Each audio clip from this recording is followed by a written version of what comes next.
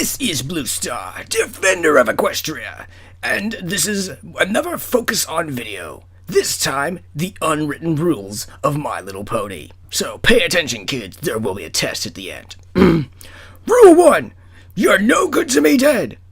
Oh, wait, sorry, wrong show, wrong list of rules, oh dear. Okay, let's try that again. Rule 1, this show is written for little kids.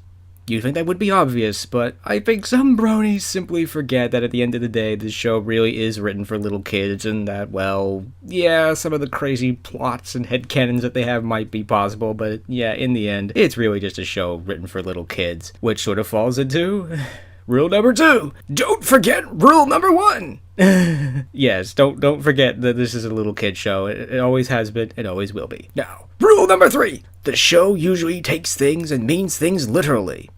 Again, usually because of rule number 1, because it's a little kid show, and little kids frankly can't take these big complicated headcanons and theories and things that the bronies come up with. And a lot of things are meant literally, like friendship is magic, in some cases means literally that friendship is truly magic. Which leads into rule number 4. Togetherness is the ultimate power. That the 4 main values of Equestria, love, community, friendship, and allowing people to be who and what they are, usually are the most powerful things in Equestria. Remember that the most powerful magic in Equestria are the elements of harmony, which are basically a symbol of togetherness. So remember, togetherness is the ultimate power in Equestria. Rule number 5. No one accomplishes anything on their own. Again, Equestria is primarily a place of community and friendship and togetherness, so most of the time when people try to accomplish things on their own, they usually fail. Like in Canterlot Wedding, where Celestia attempts to defeat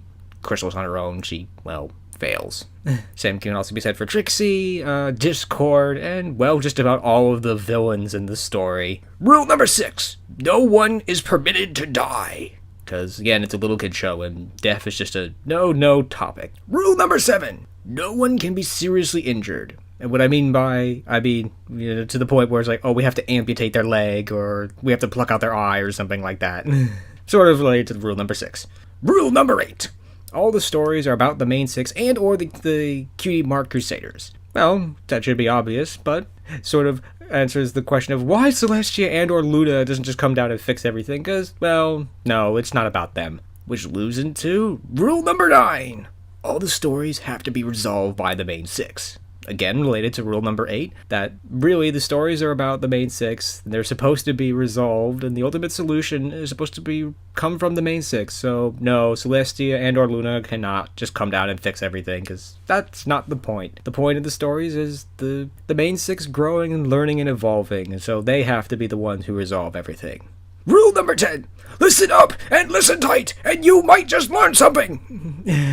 This was something that I discovered while rewatching the episode Dragonshy, where at the very end, when Twilight is writing the letter to Celestia, she says, "I am pleased to inform you that that the dragon has left our fair country of Equestria." Did you hear?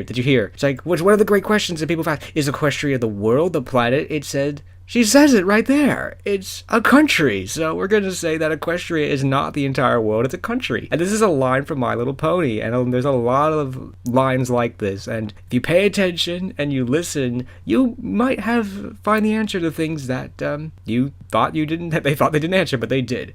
And finally, rule number 11. Violence alone never solves anything. Darn.